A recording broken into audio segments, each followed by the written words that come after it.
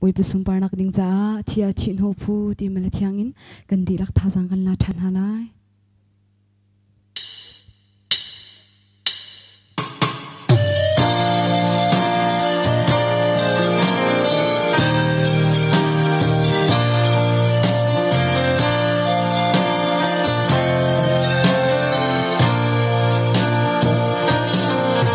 thia thin ho phu na lung ho phu chân là buồn nghe thong cho bia nghe Giêsu Christ đốt na con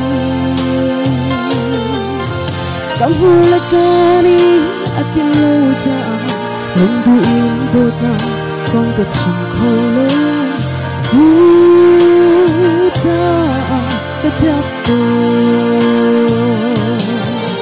một cái bôi Giêsu na đốt na con Kam ula kanin at ilaw zonga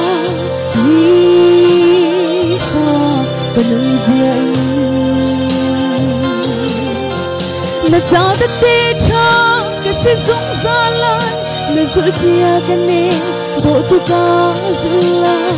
bin na korang haklam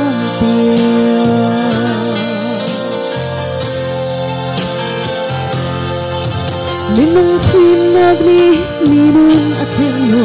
minung thiam nagni ni asosiam no pa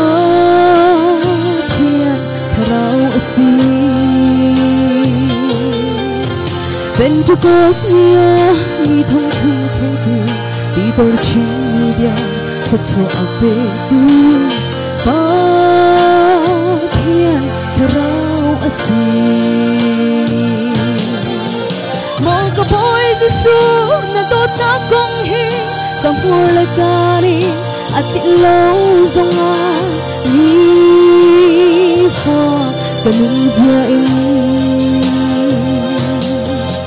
na ta ta te cha ka si sung za lan na zul chia kani do tu ka zula bin na kram thak lan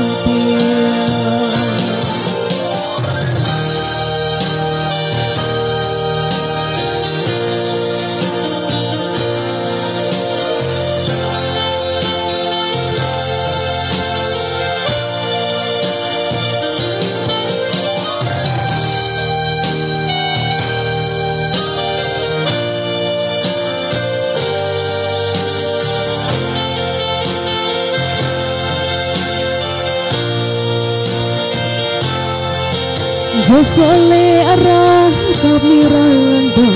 Moses le Aaron kut ni anza tu ta ral ante setelah Daud kekaliau ahin karau faleni kejahatan jang tu ta na alun Một bôi Giêsu na đốt na con hi cầm hula cani at lâu zonga ni pha panunziain na ta te cha kasi sung zalan na zultia kane do tu ka zulan din na krong paklan Một cái bôi Giêsu na đốt na con hi cầm hula cani at lâu zonga ni pha panunziain na ta te cha kasi sung zalan na zultia kane do tu ka zulan bin na kram paklan Din nagram thaklan Amin boy panis parnak jauh di kau se